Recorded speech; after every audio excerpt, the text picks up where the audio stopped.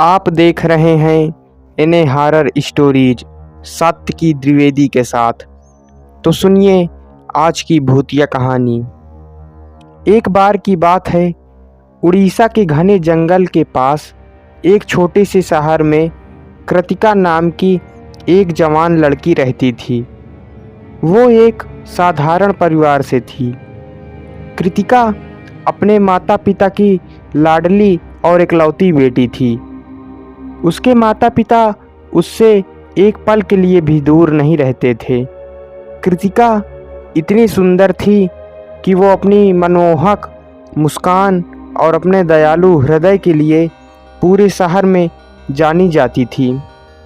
लेकिन उसकी माँ कृतिका को लोगों से थोड़ा दूर ही रखा करती थी, क्योंकि वो डरती थी कि कहीं मेरी बेटी को किसी की नज़र न लग जाए।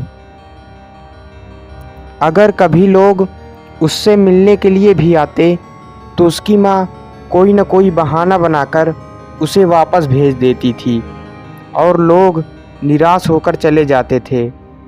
कृतिका में बस एक चीज़ की कमी थी, उसे अंधेरे से बहुत डर लगता था। इसलिए वो कभी भी रात के समय में अकेले नहीं सोती थी, और जब कभी भी सोना भी पड़ता था तो वो कमरे की लाइट चालू करके सोती थी। तो ये सब इसलिए करती थी, इसके पीछे एक बहुत बड़ा कारण था। जैसे ही सूरज डूबता था और अंधेरा होने लगता था तो कृतिका की परछाइयाँ उससे कई गुना लंबी हो जाती थी। इसलिए कृतिका रात के समय में बाहर नहीं जाया करती थी, और कभी कभी वो शाम को ही खुद को कमरे में बंद कर लेती थी और सुबह होने पर बाहर निकलती थी। एक रात कृतिका बिस्तर पर लेटी हुई थी और सोने की कोशिश कर रही थी। उस समय रात के करीब 10:30 बज रहे थे।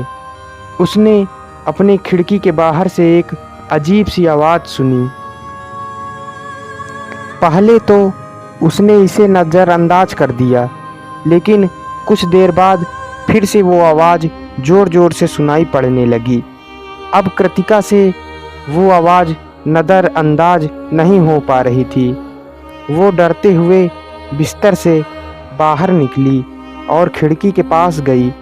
फिर उसने खिड़की से बाहर देखा तो उसकी आंखें फटी की फटी रह गई।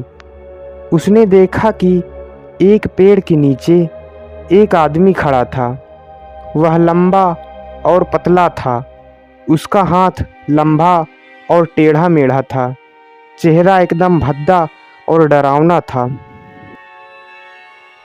वो आदमी अपनी डरावनी और मरी आँखों से कृतिका को घूर रहा था। कृतिका अच्छे से समझ चुकी थी कि ये आदमी कोई इंसान नहीं है, बल्कि ये एक भूत है। कृतिका बहुत डर गई। उसने धीरे से खिड़की बंद करके वहाँ से भागने की कोशिश की, लेकिन वो भूत बहुत तेज था। वह खिड़की के माध्यम से घर के अंदर आ गया और कृतिका के बाल पकड़कर उसे वहाँ से घसीटते हुए जंगल की ओर लेकर चला गया।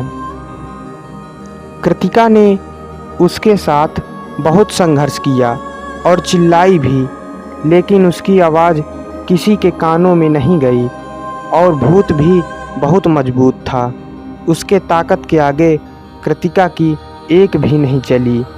जैसे जैसे भूत कृतिका को जंगल में घसीटता गया, वैसे वैसे उसे और कष्ट होता गया, और वह समझ गई थी कि अब मैं जिंदा नहीं बचूंगी और कल सुबह का उजाला नहीं देख पाऊंगी।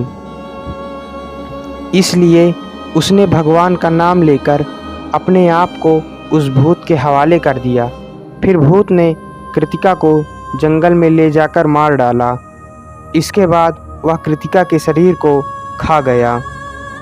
तो दोस्तों, ये थी आज की भूतिया कहानी। कहानी आपको कैसी लगी?